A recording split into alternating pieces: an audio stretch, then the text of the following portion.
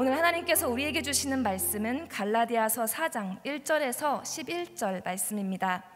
갈라디아서 4장 1절에서 11절 말씀, 저와 여러분이 함께 교독하도록 하겠습니다. 내가 또 말합니다. 상속자가 어린아이일 동안에는 비록 모든 것의 주인이지만 종과 다름이 없고, 아버지가 정해놓은 때가 되기까지 그는 후견인과 재산 관리자 아래에 있습니다. 이와 같이 우리도 어린아이였을 때는 세상의 초보적인 것들 아래서 종노릇했습니다. 그러나 때가 차자 하나님께서는 자기 아들을 보내셔서 한 여자에게서 나게 하시고 율법 아래에 나게 하셨습니다. 이는 율법 아래에 있는 사람들을 구속하시고 우리로 하여금 아들의 신분을 얻게 하기 위함입니다. 여러분이 아들들이므로 하나님께서 자기 아들의 영을 우리 마음속에 보내셔서 아바 아버지라고 부르게 하셨습니다. 그러므로 여러분은 더 이상 종이 아니고 아들입니다. 그리고 여러분이 아들이면 또한 하나님으로 말미암는 상속자입니다.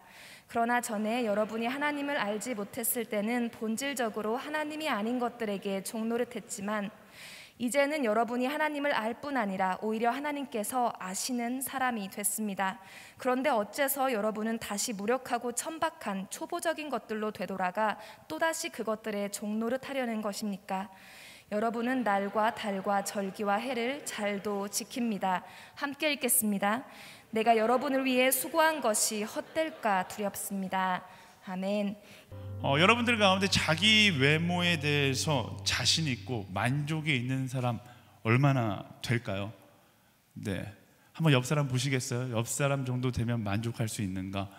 네, 혹시 나는 나의 외모에 만족한다 하시는 분 계시다라면 자랑스럽게 손 한번 들어보시겠어요?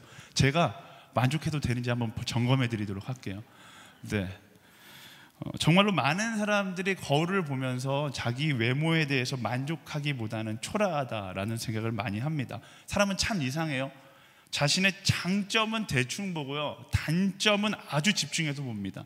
그러다 보니까 단점을 집중해서 보다 보니까 자기 스스로에 대한 만족감이 없는 거예요. 근데 그거 아시죠? 외모라는 것은, 외모의 기준이라는 것은 어디까지나 아주 상대적이다라는 것입니다. 절대적인 외모의 기준은 없어요. 우리가 뭐 키가 커야지, 뭐 이렇게 얼굴이 이목구비가 뚜렷해야지, 이런 것들은 다 상대적인 겁니다. 제가 몇 년 전에 아프리카로 아울리치를 간 적이 있는데, 그 당시 공동체에 연예인이 다녔어요. 굉장히 뭐 우리나라의 기준으로 봤을 때 아리따운 탤런트가 다녔는데, 이 연예인이 아프리카 아울리치를 같이 가겠다 해서 같이 이제 아울리치를 가는데 마음 한편으로 굉장히 걱정을 많이 했거든요. 아프리카에 있는 아프리카 사람들이 이 친구의 외모만 바라보면 어떻게 할까, 이런 걱정을 많이 했는데 그런 걱정을 할 필요가 없더라고요. 막상 아프리카에 가보니까 정말 아무도 거들떠보지를 않는 거예요. 오히려 전혀 관심 없었던 한 다른 자매에게 아프리카 사람들이 엄청난 관심을 갖기 시작하는 거예요. 저한테 와서 네가 이 팀의 리더냐, 혹시 저 여학생을 나에게 뭐 소개시켜 달라도 아니에요, 내 세 번째 부인으로 줄 수 있겠냐, 뭐 이렇게 막 이야기할 정도로 뭐 전혀 예상치 않은 곳에서 그 사람의 외모가 막 빛이 나기 시작하는 거죠.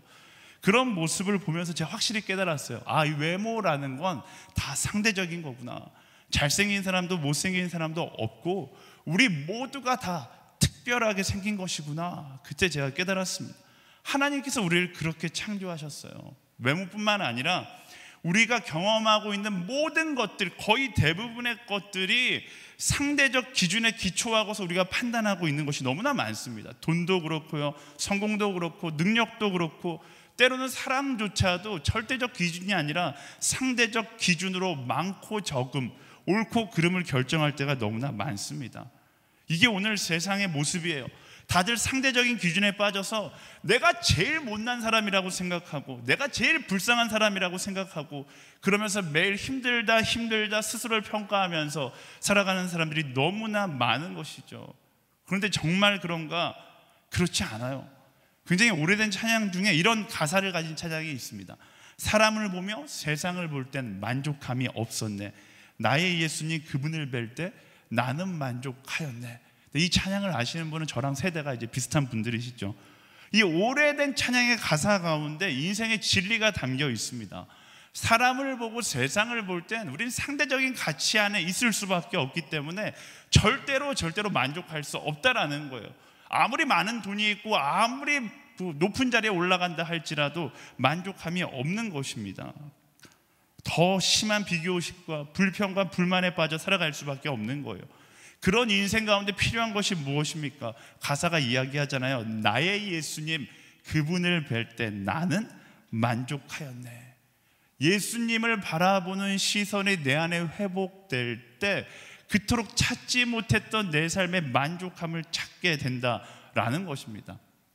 사랑하는 여러분, 지난 일주일을 살아가면서 내 삶 가운데 만족함 없이 살아가셨던 분들, 혹시 이 자리에 앉아 계시다라면 이 찬양의 가사가 당신의 인생을 해석해 주고 있는 거예요. 뭐가 문제인가? 채워지지 않는 내 삶이 문제가 아니라 나의 시선 가운데 예수님이 있지 않고 나의 시선이 여전히 세상을 바라보고 사람을 바라보고 있기 때문에 내 삶 가운데 행복함도 없고 만족함도 없는 그런 삶을 살아가고 있는 것입니다. 그런 사람에게 필요한 게 뭐예요? 바로 예수 그리스도인 것이죠. 예수님을 바라봤을 때, 예수 그리스도의 그 십자가를 바라봤을 때 그 십자가 사랑이 내가 얼마나 소중한 존재인지를 말해주는 거예요. 지난주에도 나누었지만 그 십자가 사랑 앞에서 나의 존재감을 느꼈을 때, 그때 비로소 내 인생 가운데 내 가치를 증명하기 위해 끊임없이 해왔던 경쟁의 역사가 끝이 나는 거예요. 예수 그리스도의 십자가 앞에 서지 않는다면 우리는 끊임없이 내 인생의 가치를 세상 가운데 경쟁하기 위해서 경쟁하는 삶을 살아야 되는데, 예수 그리스도의 그 십자가 앞에서 그가 나를 위해 죽으셨고 부활하셨다라는 사실을 믿음으로 고백하는 그 순간 우리 인생의 경쟁의 역사는 끝나고 기쁨과 감사의 역사가 시작되는 것입니다. 오늘 말씀을 보세요. 갈라디아 교회를 비롯한 초기 교회들의 문제점이 무엇입니까? 여전히 경쟁하고 있었던 거예요. 어떤 경쟁인가? 착각 속에서 여전히 누가 더 율법을 잘 지키는가, 여전히 누가 더 의인인가, 이런 거 경쟁하고 있는 거예요. 사도 바울은 그런 갈라디아 교회에게 이제 어리석은 경주를 멈춰라, 너희들의 잘못된 착각으로부터 이제 헤어나와라 라고 이야기하고 있는 것이죠. 1절부터 3절까지 말씀 함께 읽어볼까요? 내가 또 말합니다. 상속자가 어린아이일 동안에는 비록 모든 것의 주인이지만 종과 다름이 없고 아버지가 정해놓은 때가 되기까지 그는 후견인과 재산 관리자 아래에 있습니다. 이와 같이 우리도 어린아이였을 때는 세상의 초보적인 것들 아래서 종노릇 했습니다. 아멘. 사도 바울이 이렇게 이야기하는 거예요. 상속자가 어린아이일 동안에는 실제로는 그가 모든 것의 주인일지 모르지만 자기 스스로는 이게 얼마나 가치 있고 얼마나 소중한 건지 모른다라는 것입니다. 그래서 그것을 알 때까지 후견인과 재산관리자를 두었다라는 것이죠. 실제로 로마에서는 아이가 태어나면 14세까지는 부모의 보호 아래 자라게 되고 14세부터 25세까지는 사도 바울이 이야기하는 것처럼 후견인을 두어서 이 아이가 분별력을 가지고 상속권을 사용할 수 있도록 훈련하는 시간을 가졌다라고 이야기합니다. 어릴 때에는 자신이 가지고 있는 것이 얼마나 가치 있는가를 전혀 몰라요. 돈에 대한 가치도 모르잖아요. 퇴계 이황이 좋은 건지 심사인당이 좋은 건지. 수많은 아이들 아빠가 그걸로 애들이랑 돈 이렇게 막 바꿔서, 제 이야기하는 건 아니에요. 어쨌든 그런 어린 아이들은 그런 걸 몰라요. 자꾸만 눈에 보이는 것에만 집착하며 살아갑니다. 즉흥적이고 의식의 흐름대로만 살아가요. 그래서 필요한 것이 무엇인가? 그래서 필요한 것이 교육인 거죠. 그래서 유치원에 보내는 거고, 그래서 초등학교, 중학교, 고등학교를 다니는 것입니다. 초중고를 다니면서 여러 가지 공부를 하지만 그 중에서 가장 중요한 공부는 자유와 소유를 올바르게 다스릴 수 있는 법을 그 교육 과정을 통해서 배우는 거예요. 초등학교, 중학교, 고등학교를 마치게 되면 그때부터는 통제에서 벗어나서 올바르게 자유와 소유를 누리면서 살아갈 수 있게 되는 것이죠. 많은 학생들이 학교라는 속박된 공간 속에서 억압받으면서 살아간다고 생각하지만 오히려 그것이 미래 가운데 더 올바르게 살아갈 수 있는, 내가 가진 자유와 소유를 헛되게 사용하지 않고 올바르게 사용할 수 있도록 도와주는 시간으로 쓰이게 된다라는 것입니다. 하나님께서 이스라엘 백성에게 율법을 주셨을 때도 마찬가지였어요. 여러분, 하나님께서 이스라엘 백성에게 왜 율법을 주셨을까요? 그들을 구속하기 위해서, 그들의 자유를 이렇게 제한하기 위해서 율법을 주셨을까요? 그렇지 않아요. 이스라엘 백성이 이집트에서 400년이라는 시간 동안 노예로 살아가면서 그들의 삶이 어떻게 변했을까요? 노예 근성으로 똘똘 뭉친 삶이 된 거예요. 자율적으로 생각하지 못하고 무엇을 하든 노예적인 생각으로만 상황을 판단하다 보니까 그들의 삶이 어떻습니까? 이 땅의 소망에만 목을 메고 오늘만 잘 살아보자라는 생각으로 살아가고 있는 거예요. 그래서 하나님께서 율법을 통해서 그들에게 하나님의 백성답게, 하나님의 자녀답게 사는 법을 알려주시는 거예요. 힘들었겠죠. 율법을 따라 살아가는 것이 너무나 괴롭고 너무나 힘든 시간이었지만 우리의 고등학교, 중학교, 초등학교 과정과 마찬가지로 그 힘든 시간을 통해서 이스라엘 백성들이 조금씩 변화되었던 것입니다. 그들이 변화되지 않고서 가나안 땅에 들어가면 똑같은 거예요. 아담과 하와가 에덴 동산에서 살지 못하고 쫓겨났던 것처럼 그들이 변화되지 못하고 가나안 땅에 들어갔더라면 결국 그 땅의 주인이 될 수 없었기 때문에, 참된 하나님의 축복을 누릴 수 없었기 때문에 하나님께서 그들을 변화시키기 위해서 율법을 주신 거죠. 지난주에 나누었듯이 사랑의 관점으로 율법을 바라보면 이 율법 가운데도 하나님의 치밀한 계획들이 다 있었던 것입니다. 그런데 사람들은 어리석게도 하나님의 사랑의 관점으로 율법을 바라보는 것이 아니라 거꾸로 율법의 관점으로 하나님을 바라보는 것이죠. 그러다 보니까 어떤 착각에 빠지는 거예요. 나는 율법의 종으로 태어났다라는 착각에 빠지기 시작하는 겁니다. 율법을 다 지켜야지만 나는 하나님의 백성이 될 수 있고, 그렇지 않으면 나는 버림받은 종이 될 수밖에 없다라는 잘못된 착각 속에 그들이 빠져 살아가고 있는 것이죠. 대부분의 율법주의자가 이런 착각 가운데 빠져 있는 거예요. 오늘날 많은 형식주의자들이 이런 율법주의에, 이런 착각 가운데 빠져 있는 것입니다. 이런 착각에서 어떻게 벗어날 수 있는가? 말씀은 설명합니다. 4절과 5절 말씀 읽어볼까요? 시작. 그러나 때가 찾아 하나님께서는 자기 아들을 보내셔서 한 여자에게서 나게 하시고 율법 아래 나게 하셨습니다.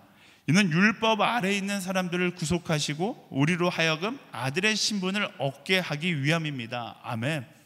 때가 찾아 하나님께서 아들을 보내셨다라고 이야기합니다. 그 아들에 대해서 두 가지 의미를 이야기하는데, 하나는 여자에게 나셨다, 또 하나는 율법 아래 나게 하셨다라는 것입니다. 이제 계속해서 우리가 이것을 나누지만 이게 무엇을 의미합니까? 완전한 인간의 몸을 입고 스스로 율법 가운데로 오셔서 율법 안에서 우리의 모든 죄를 담당하셨다라는 거예요. 그래서 우리의 모든 죄로부터 우리를 자유케 하시고, 말씀이 이야기하는 것처럼 우리로 하여금 아들의 신분, 하나님의 자녀의 신분을 얻게 하셨다. 이게 바로 십자가 사건의 놀라운 소식인 거예요. 그 십자가 사건이 나를 위한 사건이었음을 믿음으로 받아들일 때, 그때 우리 인생 가운데 나는 종으로 태어났다는 착각으로부터 해방을 얻게 되는 것이죠. 어떻게든 세상의 상대적 가치 속에서 인정받으려는 종되는 인생에서 이제 어떤 인생이 된 거예요? 이미 하나님께 2000년 전에 너는 나의 자녀라고 인정받은 인생으로 변화되게 된다라는 것입니다. 하나님께 인정받으면 뭐가 달라질까요? 더 이상 세상의 상대적 가치로 나를 증명할 필요가 없는 거예요. 하나면 충분한 겁니다. 나는 하나님의 존귀한 자녀다. 이 진리 하나면 더 이상 나를 증명할 필요가 없는 거예요. 제가 이렇게 이야기하면 그럼 대충 살아도 됩니까? 아니죠. 이전에는 율법 혹은 세상의 평가를 따라 인정받기 위해서 두려움에 쫓겨 노력하는 삶을 살았다면, 이제는 내가 얼마나 소중한 존재인지를 인식하고 소중한 존재답게 살기 위해서 노력해야 하는 것이죠. 여러분, 소중한 존재답게 살아가고 계십니까? 제가 브라질에서 선교할 때에 이번 저희 수련회 오시는 박지범 선교사님을 상파울로에서 만났어요. 상파울로에 갔는데 지범 선교사님이 저에게 맛있는 걸 사주시겠다는 거예요. 그래서 지범 목사님을 따라서 한 식당에 들어갔는데, 브라질에는 좀 재미난 식당이 있습니다. 슈아스카리아라고 해서 고기 무한 리필 집이에요. 한국에도 몇 군데 있긴 한데 그곳에 가면 고기를 무한대로 먹을 수 있습니다. 놀라운 건 세상에 이렇게 많은 고기가 있을까 할 정도로 약 40가지의 고기가 계속 나와요. 내가 갖다 먹는 것도 아니고 웨이터들이 다 갖다 줘요. 진짜 끊임없이 웨이터들이 줄을 서서 고기를 갖다 주면 그걸 받아서 먹는 거죠. 얼마나 행복하겠어요. 제가 또 아마존에서 평상시 고기 먹으려면 막 사냥해서 먹어야 되는데 쌍팔로 오니까 막 고기를 갖다 주니까 얼마나 행복하겠습니까? 그걸 막 받아서 먹기 시작하는데 그 먹는 속도보다 고기를 가져다 주는 속도가 훨씬 더 빠르다 보니까 고기가 막 쌓이기 시작하는 거예요. 제 앞에 막 고기가 쌓이니까 배는 부른데 고기는 쌓여 있고, 한국 사람들의 그 근성이 있잖아요. 먹는 거 버리면 벌 받는다. 그래서 제가 계속 그걸 꾸역꾸역 먹는 거예요. 선교사님이 저를 보면서 굉장히 놀라시면서 우와, 성민 전도사님 배가 많이 고픈가 봐요, 이렇게 이야기를 하는 거예요. 제가 대답했어요. 아니요, 아깝잖아요. 이렇게 해서 제가 계속 먹으니까 선교사님이 저를 보고 한심하다 보시며 이렇게 말씀하시는 거예요. 전도사님 몸은 쓰레기통이 아니에요. 이 음식보다 전도사님 몸이 훨씬 더 소중합니다. 그 말을 듣는데 너무 부끄러우면서 한편으로 그런 생각이 들었어요. 아, 그렇지, 나는 내가 생각하는 것보다 훨씬 더 소중한 존재였지. 이렇게 남는 음식을 꾸역꾸역 밀어넣는 그런 존재가 아니라 정말로 소중한 것을 담아야 되는 그런 소중한 존재였지. 금으로 만든 그릇을 요강으로 쓸 수 없잖아요. 우리가 하나님께서 나를 지으셨고 예수 그리스도께서 십자가에 못 박혀 죽으심으로 나를 다시 살리신 그런 소중한 존재라는 사실을 알게 된다라면 우리 인생 가운데 아무 것으로나 막 집어넣는 그런 쓰레기통 같은 인생을 살지 않게 된다라는 것입니다. 우리 스스로 선택해서 거룩한 인생이 되기 위하여 노력하게 된다라는 것이죠. 사랑하는 여러분, 예수 그리스도의 십자가 사랑 가운데 나아가 종이라는 착각으로부터 벗어날 수 있는 우리 모두가 되기를 예수님의 이름으로 축원합니다. 여기 앉아있는 우리 모두가 너무나 소중한 존재예요. 저는 여러분들에게 매주 이야기를 하고 싶어요. 절대로 여러분의 인생은 무가치하지 않습니다. 세상에 아무리 가치 없다고 이야기한다 할지라도 필요 없어요. 이미 하나님께서 당신의 인생은 최고로 가치 있습니다 인정하셨기 때문에 내가 얼마나 소중한 존재인지 기억하고 소중한 존재답게 살아갈 수 있는 우리가 되어야 하는 것입니다. 자꾸만 세상에서 내 안에 헛된 것을 채우려는 종된 인생을 살지 마세요.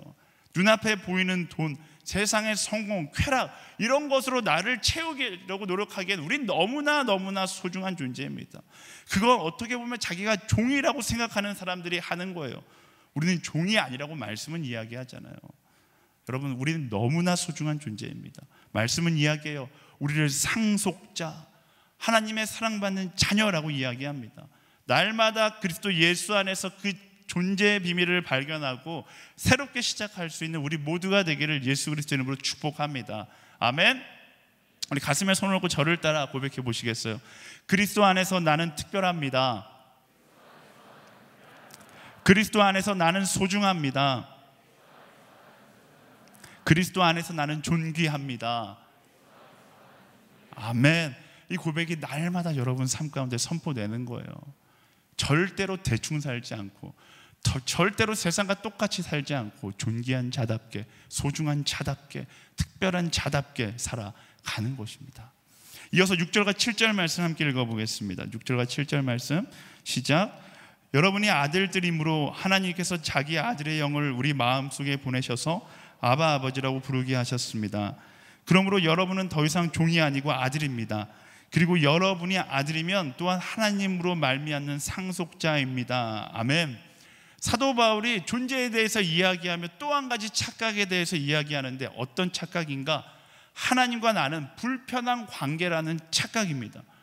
계속해서 말씀드리듯이 사랑이신 하나님을 기억하고 율법을 바라보고 사랑이신 하나님을 기억하고 심판의 하나님을 바라보고 사랑이신 하나님의 관점으로 정의의 하나님을 바라봐야 되는데 우린 자꾸만 거꾸로 율법의 시선으로 하나님을 바라보니까 하나님의 사랑은 희미해지고 하나님이 점점 불편한 존재, 매 눈으로 내가 죄를 짓는가 안 짓는가를 지켜보고 있는 심판의 하나님으로 느껴지기 시작하는 거예요. 그러다 보니까 점점 더 율법에 집착하게 되는 것이죠. 갈라디아 교회가 자꾸만 율법주의로 흘러가는데 바로 이 원인이 있는 거예요. 하나님에 대해서 너무 심판의 하나님, 나를 벌하시는 하나님, 이 관점으로 하나님을 바라보니까 사랑의 하나님의 형상을 발견할 수가 없는 것이죠. 사랑하는 여러분, 우리는 종이 아니라 아들입니다. 아들에게 아버지는 더 이상 불편하거나 두려운 존재가 아니에요. 우리를 가장 사랑하는, 오늘 말씀에 뭐라고 이야기합니까? 아바 아버지, 아빠 아버지. 저는 저희 아버지에게 아빠라고 불러본 적이 없는데 저희 아버지보다 더 가까운 아빠 아버지라고 이야기하고 있는 거예요. 여러분에게 하나님은 어떤 분이십니까? 여러분 하나님을 사랑하시죠? 하나님을 사랑하시죠? 아멘. 그럼 하나님이 편안하게 느껴지십니까? 제가 하나님의 마음을 공감할 때가 있는데 평상시 여러분들과 식당 갈 때 그래요.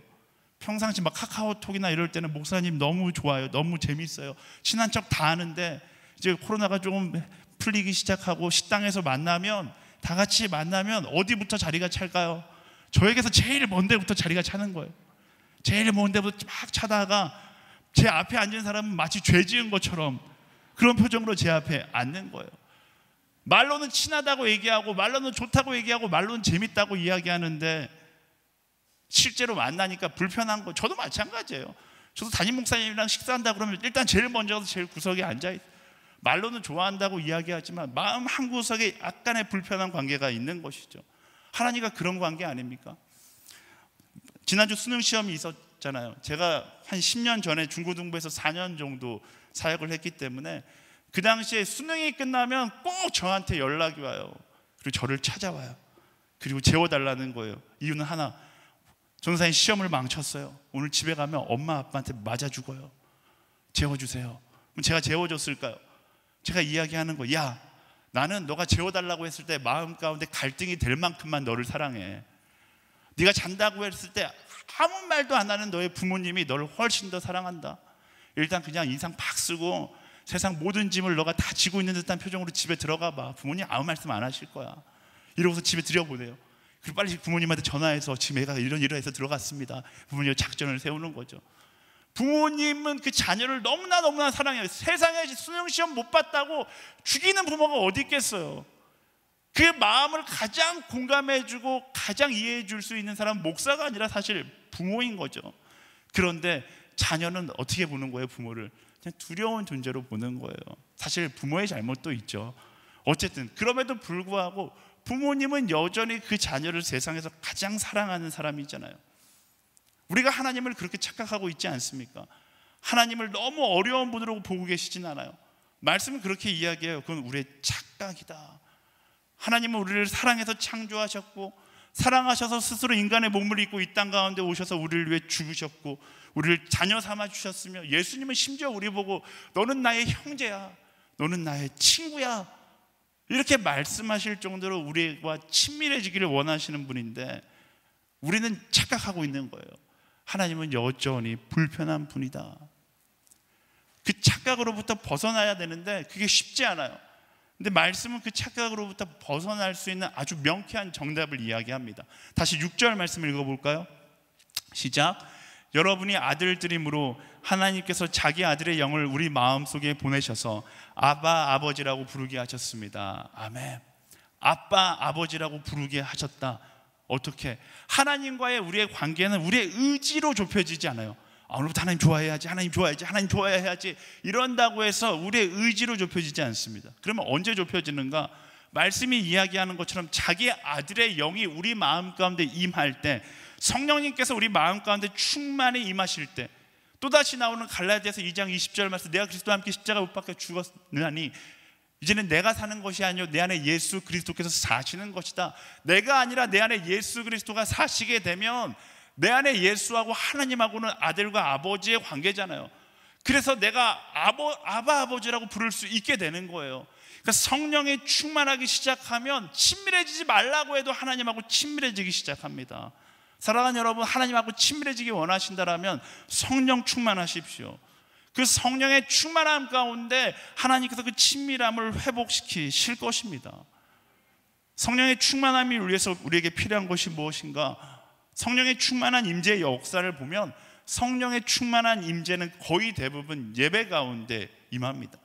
다시 말하면 성령의 충만함을 얻기 위해선 결국 진실된 예배가 내 삶 가운데 세워질 수 있어야 한다라는 거예요. 여러분 주변 사람들에게 물어보세요. 너는 언제 성령의 충만한 임재를 경험해? 거의 대부분 10명 중에 8명, 9명은 수련회 때, 화요 성령 집회 때. 왜 그럴 때 성령의 충만한 임재를 경험할까요? 분위기 때문에, 분위기에 압도돼서 빠방한 사운드와 막 조명에 압도돼서 성령의 충만한 임재를 경험하는 것일까? 뭐 그럴 수도 있겠죠. 하지만 더 중요한 건 그만큼 그 예배의 자리가 절실했고 그 예배의 자리가 진실했다라는 것을 이야기하는 것이죠. 예배를 향한 갈망과 예배를 향한 진실된 마음이 성령의 충만한 임재 가운데로 나아가게 하는 것입니다. 그렇다고 해서 우리가 매년 수련회만 바라보고 살아가야 하는가?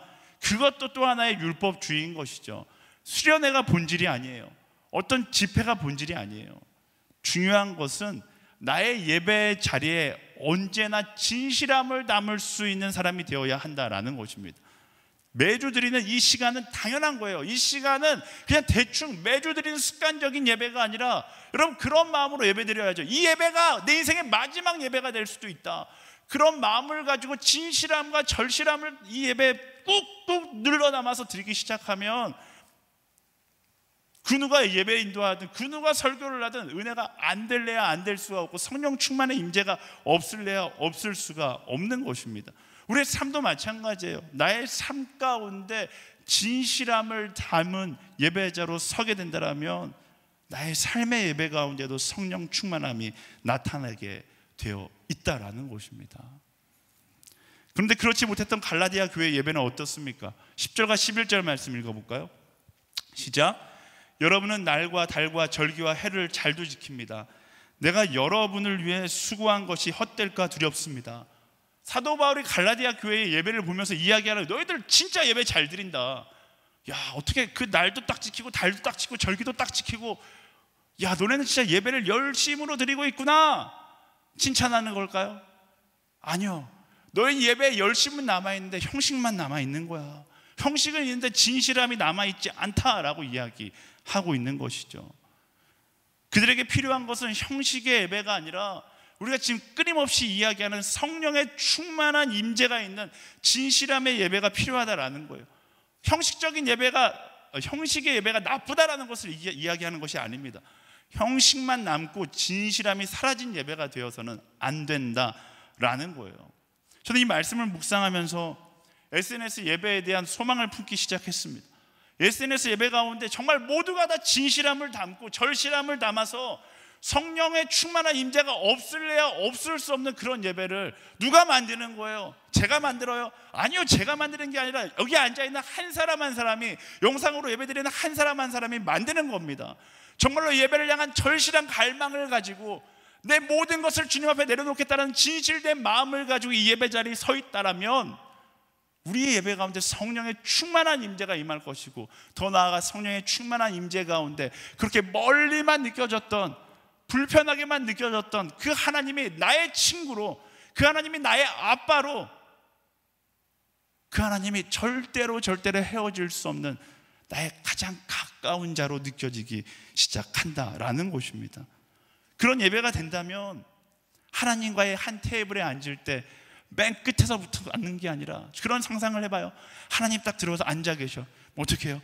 하나님 옆에 뛰어가서 옆에 앉든지, 그걸로도 모자라 하나님 무릎 위에 앉아서 하나님과 동행하는 그런 예배자가 되지 않겠습니까? 저는 SNS 예배가 하나님의 무릎 위에 앉아서 하나님과의 친밀함을 경험하는 그런 성령 충만한 예배가 되기를 예수님의 이름으로 축원합니다. 아멘. 이번 수련회 첫날 밤, 금요일 밤에 그룹 목례 복권인 김신희 형제가 와서 이제 토크 콘서트를 진행하는데요. 거의 여러분들 뭐 아시는 분은 알겠지만 최성민이 가는 곳엔 김신희가 항상 따라다닙니다. 제가 부를 게스트가 없으면 항상 김신희 씨에게 전화를 해요. 왜냐하면 신희 형이 무명인 시절에 저랑 같은 기획사에서 음악을 같이 했던 형이거든요. 물론 그 당시에 둘이 굉장히 어려운 시간을 보냈지만 시간이 지나서 저는 목회자가 되었고 그 형은 어느 정도 이름 있는 가수가 되어서 다시 만났어요. 근데 만나서 이야기를 하다 보니까 다른 길을 걷고 있지만 하나님 나라의 소망을 전한다는 같은 비전을 갖고 있더라고요. 그래서 제가 가는 곳마다 형을 항상 불러요. 그래서 같이 우리 예수 그리스도의 십자가 사랑을 같이 이야기하자. 제 대학 구할 때 형님과 함께 정말로 한 20개 대학은 다녔던 것 같아요. 아무리 바쁜 스케줄이 있어도 스케줄 쪼개서라도 와주거든요. 제가 이야기를 하는 거는 어쨌든 관계를 자랑하고자 하는 게 아니라 제가 이야기하고 싶은 게 무엇이냐면, 제가 그 당시에 클럽에서 연주하는 일을 했어요. 부끄럽지만 그런 일을 했는데 어느 순간 하나님께서 나를 부르신다라는, 세상에서 가장 소중한 거는 나는 사랑해야 하는 사람이다라는 사실을 깨닫고서 잠시 음악을 내려놓고 교회에 와서 이제 사랑을 이야기하는 삶을 살아가기 시작했습니다. 교회에 처음 와서 예배를 드리는데 약간 이상한 생각이 드는 거예요. 클럽이나 교회나 분위기는 비슷하거든요. 네, 안 가보신 분들은 모르겠지만 클럽이나 교회나 분위기는 비슷해요. 다들 기뻐해요. 근데 진실은 달라요. 클럽에는 기쁜 게 없어요. 진짜 기쁨이 없어요. 진짜 기쁨이 없고 기쁨이 있는 척하는 사람들로 가득한 곳이 클럽이거든요. 여러분 막 클럽 영상 가보시지 않았기를 바랍니다. 어쨌든 클럽 영상 보면 막 사람들이 기뻐서 춤추잖아요. 근데 뭐가 그렇게 기뻐서 춤출까? 목적이 없는 기쁨이에요. 근데 반대로 교회에 와서 보니까 어떤 생각이 드냐면, 이 교회는 기쁨의 소식이 가득한 곳이잖아요. 기뻐할 게 넘치고 넘쳐요. 그런데 앉아있는 사람은 기뻐하지 않는 척하고 앉아있는 거예요. 무언가 바뀌어있다라는 그런 생각이 들더라고요. 그런데 오늘 말씀 가운데 이야기하잖아요. 말 그대로 예배 가운데 성령의 충만을 경험하는 그 순간 우린 무엇을 경험합니까? 기쁨의 제한 장치가 사라지는 것을, 나를 제한하고 있는 그런 장치가 사라지는 것을 경험하잖아요. 그래서 수련회 가면, 여기서는 그렇게 소심하게 예배 드리는데 수련회 가면 우리가 막 자유롭게 예배하는 이유가 뭐예요? 성령의 충만한 임재 가운데 나를 제한하고 있던 그 제한 장치가 풀려버리니까 기쁘게 막 예배하기 시작하는, 축제와 같이 예배하기 시작하는 거예요. 나이가 30이든 40이든 우리 멘토님도 50이든 60이든 상관없이 축제가 벌어지기 시작하는 거, 그게 성령 충만의 참된 예배의 모습인 거죠. 저는 그게 그냥 특별한 예배라고 생각했거든요. 근데 말씀 보니까 그게 성경적이에요. 사도행전 2장 12절 13절 말씀 읽어볼까요? 시작. 그러자 모든 사람들이 놀라 당황해 이것이 도대체 어찌된 일입니까 하고 서로에게 말했습니다. 그러나 어떤 사람들은 그들이 새술에 취했다라고 조롱하며 말하기도 했습니다. 딱 말했잖아요. 새술에 취한 것처럼 보이는 거예요. 성령의 충만한 임재 가운데 그들이 어떻게 보면 쉽게 말하면 이성의 끈을 놓고 오직 그 성령에 취해서 춤추며 예배하기 시작했다라는 것입니다. 성령의 충만한 사람들의 모습은 성령의 임재 가운데 기쁨과 감동을 주체할 수 없는 것입니다. 성령의 충만한 가운데 하나님과 나 사이에 놓여있던 모든 어려움의 벽이 무너지고 완전한 친밀한 가운데 들어가는 것, 그리고 그 하나님과 정말로 다른 것들을 바라보지 않고 오직 그 하나님과 말씀 위에서 함께 손을 잡고 춤추며 예배하는 것, 그게 성령 충만의 예배이다라는 것입니다. 사랑하는 SNS 공동체 여러분, 이런 성령의 충만함에서 흘러나오는 하나님과의 친밀함, 그 주체할 수 없는 기쁨이 우리 SNS 공동체에 가득 넘쳐나게 되기를 예수 그리스도의 이름으로 선포합니다. 아멘. 그렇게 예배하자고요. 이 예배 가운데 우리가 정말로 절실한 갈망과 진실된 마음을 가지고 하나님 앞에 서면 성령의 충만한 임재가 우리 가운데 임하고, 1년에 한 번씩 수련회에서만 그렇게 뜨겁게 예배하는 것이 아니라 매주 매시간 매순간 하나님과 뜨겁게 예배하고 기뻐하며 찬양하며 춤추며 예배하는 놀라운 기적과 같은 예배가 우리 가운데 일어나기 시작할 것이다 라는 사실입니다. 훌륭한 예배팀 필요 없어요. 멋진 설교자 없어도 돼요.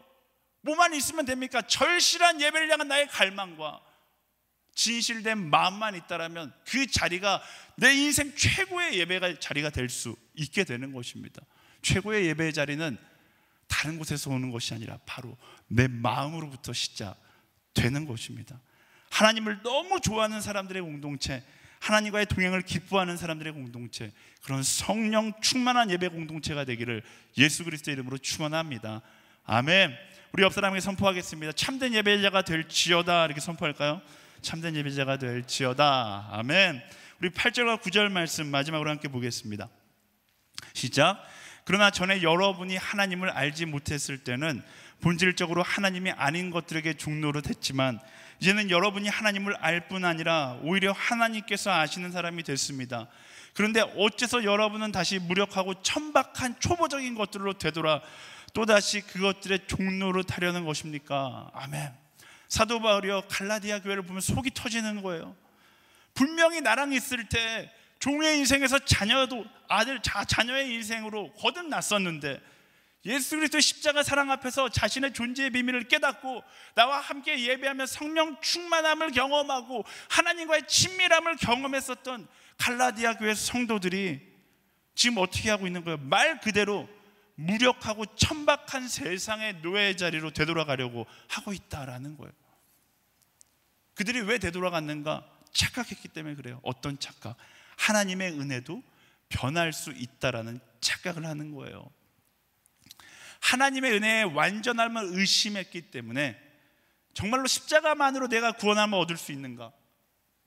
내가 온전하지 못하면 하나님의 심판이 나에게 임하는 것 아닌가? 그것을 의심하기 시작한 거예요.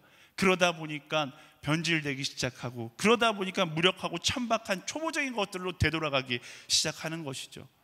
여러분 기억하세요? 2주인가 3주 전에 나누었는데 우리 인생 가운데 의심은 언제 찾아온다고요?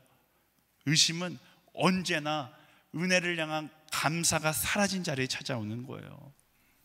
아이러니하게도 은혜를 향한 감사를 내려놓는 순간 사단은 우리 마음 가운데 은혜를 향한 의심을 품게 만드는 것입니다.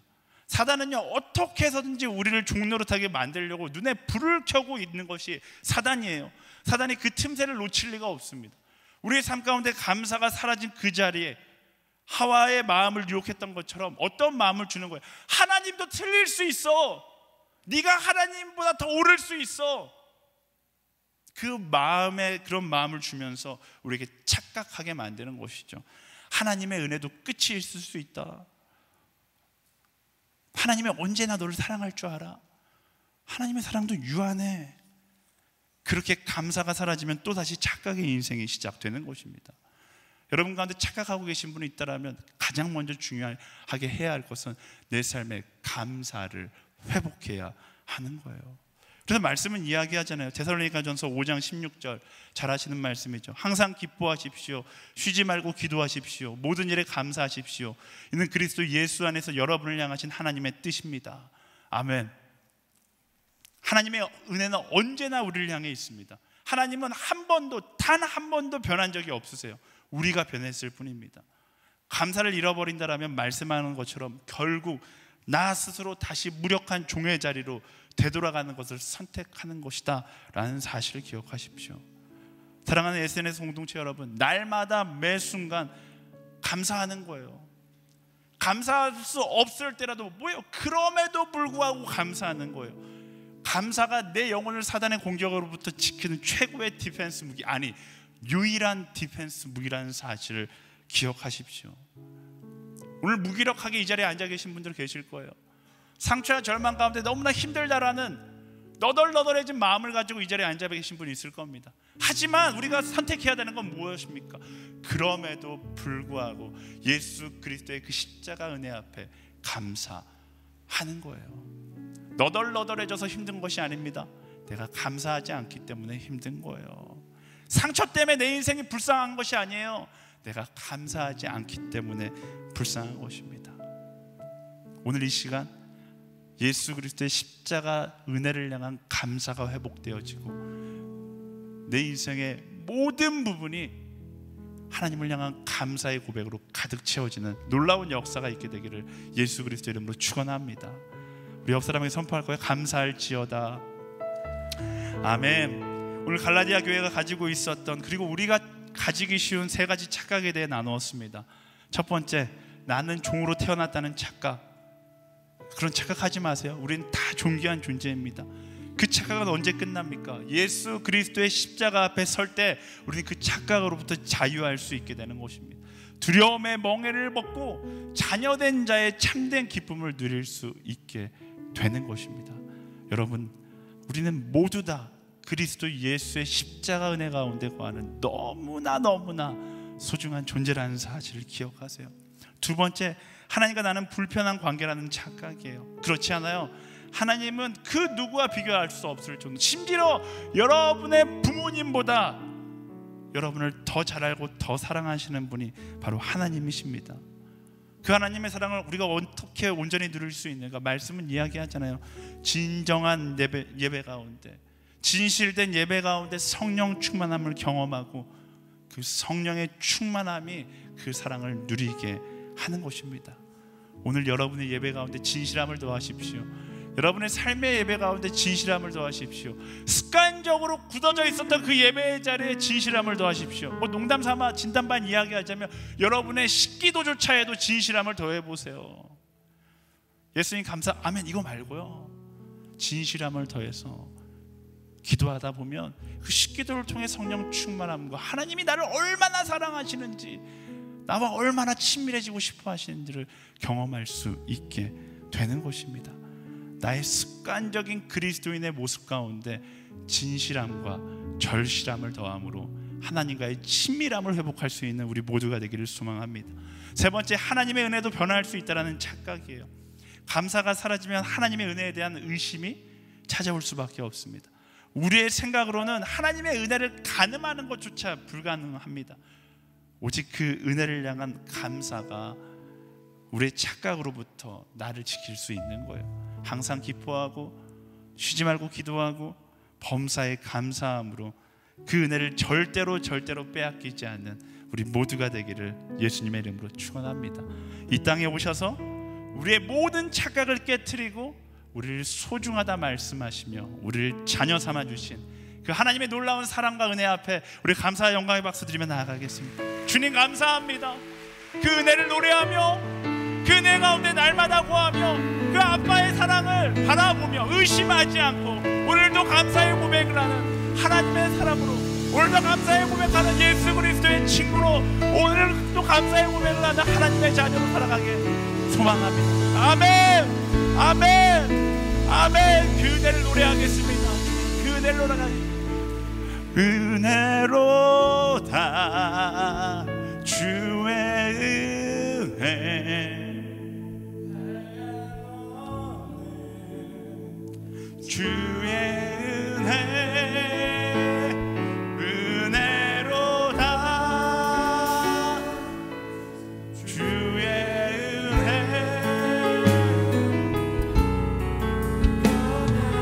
늘 신실하신 주의 은혜로다. 은혜를 노래하며 나아갑니다. 아멘.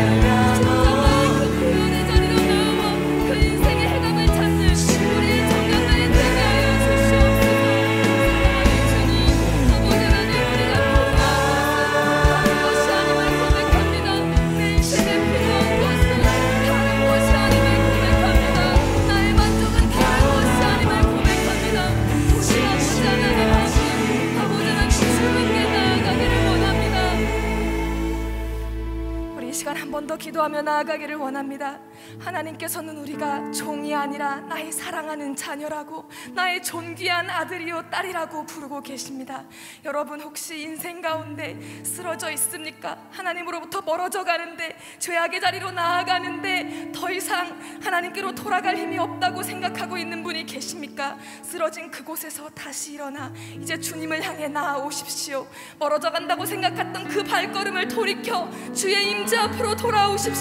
아버지께서 기다리고 계십니다. 한 마리 양도 포기하지 않으시는 목자 되신 우리 주님께서 우리를 기다리고 계십니다. 집을 떠난 그 당자가 된 둘째 아들을 멀리서부터 애타게 기다리시는 주 아버지의 사랑의 품으로, 주 아버지의 자비의 품으로 여러분 다시 달려 돌아 나오십시오. 여러분, 우리의 인생의 모든 문제는 다른 데서 해결되지 않습니다. 예수 그리스도의 십자가, 그 사랑 앞에 우리 인생의 해답이 있습니다. 우리 이 시간 주여 함께 부르짖으며 아버지 앞으로 내가 다시 달려나가겠다고, 주의 임재 앞으로, 주의 예배 가운데로 다시 달려나오겠다고 부르짖으며 함께 기도하며 나아가시겠습니다. 주여, 사랑하는 아버지 하나님, 우리가 다시 한번 주님을 바라보며 나아갑니다. 제가 주님으로부터 멀어져서 죄악의 길로 들어서서 이 세상의 것들에 빠져서 아버지 하나님, 내가 다른 것들에서 만족을 찾고 있었음을 고백하며 나아갑니다. 이 세상의 속삭임들, 내가 상처받았다고 생각하는 것들, 내가 세상에서 받고 싶은 인정들, 유혹들, 아버지 하나님, 나의 부여버린 자아를 채우기 위해서 아버지 하나님, 그 다른 것들을 시도하다가 그 자리에서 넘어졌을 때, 아버지께서 멀어졌을 때, 아버지께로부터 멀어졌을 때, 사랑하는 주님, 우리가 다시 한번 주님을 향해 돌아섭니다. 아버지의 집을 기억합니다. 아버지 하나님, 그곳에 풍족한 양식이 있었던, 예수 그리스도의 말씀이 있었던, 하나님 아버지의 사랑이 있었던 그 아버지의 집을 우리가 이제 다시 기억합니다. 기다리는 그곳에서 아버지 하나님, 예수님을 부릅니다. 목자 되신 우리 예수 그리스도를 부릅니다. 양을 위하여 그 목숨을 버리신, 십자가를 지신 예수 그리스도 앞으로 다시 한번 나오겠습니다. 사랑하는 아버지 하나님, 우리 청년들 이제 그 마음 가운데 주님 높여 주십시오. 성령님 임재하여 주십시오. 아버지 하나님, 우리가 주님 앞에 달려나옵니다. 우리 청년들 이 세상의 삶 가운데서 다른 데서 만족과 해결을 찾지 아니하고, 다른 곳에서 아버지 하나님, 해답을 찾지 않고 주의 임재에서, 주를 주께 드리는 예배 가운데서, 주를 경외하면서, 주를 사랑하면서 우리 인생의 회복을 경험하겠습니다. 새 생명이 우리 가운데 다시 한번 아버지 하나님 역사하는 것을 경험하게 하여 주시옵소서. 하늘의 생명, 아버지 하나님, 우리 삶을 변화시키는 것을 경험하게 하여 주시옵소서. 사랑하는 아버지 하나님, 우리가 주님만 바라봅니다. 주님을 의지하며 나아갑니다. 우리 청년들의 마음속에 하나님 아버지의 얼굴을 향한 갈망함이 회복되게 하여 주시옵소서.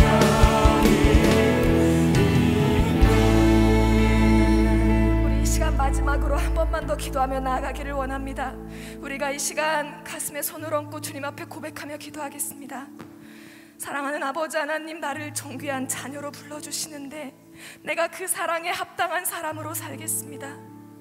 내가 너를 위하여 십자가를 졌고 너를 위하여 부활했다고 하시는 예수 그리스도 앞에서, 너는 존귀하다고 부르시는 그 주님 앞에서 내가 이 세상 가운데 그 존귀함에 합당한 삶을 살겠습니다. 죄가 더 이상 나를 얽매이지 못함을 선포합니다. 세상의 유혹들이 나에게서 더 이상 빛을 잃었음을 선포합니다. 내 시야에 가득 찬 한 분, 예수 그리스도 한 분밖에 없음을 선포하겠습니다. 나를 존귀하다 부르시는 그 은혜에 합당한 삶을 살기로 내가 이 시간 결단합니다. 주여 함께 부르짖으며 기도하시며 나아가겠습니다. 주여,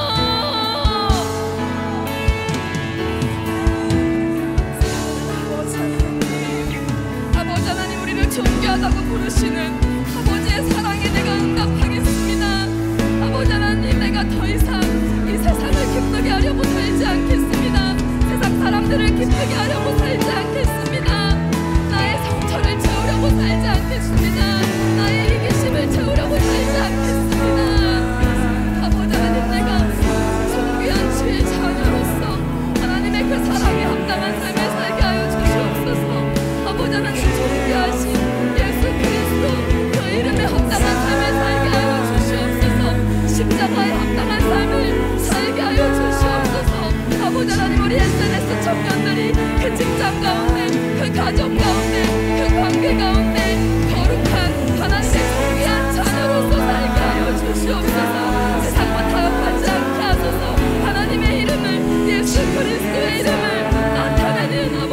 빛과 소금의 정단날이 되게 하여 주시옵소서. 아버지 하나님 영광을 마여 주시옵소서. 우리를 주님으로 불러주셨으니 하나님 우리 같은 사랑에 주님이 되게 하여 주시옵소서.